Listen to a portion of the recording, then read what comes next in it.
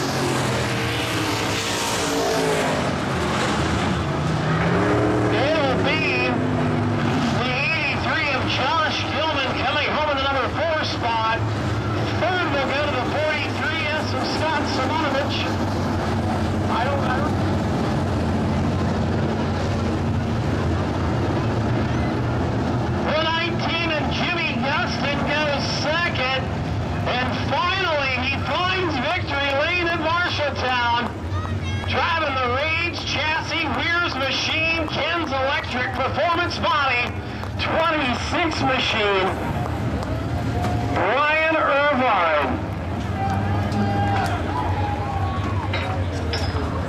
First modified win at Marshalltown. He has had a ton of stock car main appearances in victory lane, but for the first time here in the modified, how about a flying Brian Irvine in victory lane?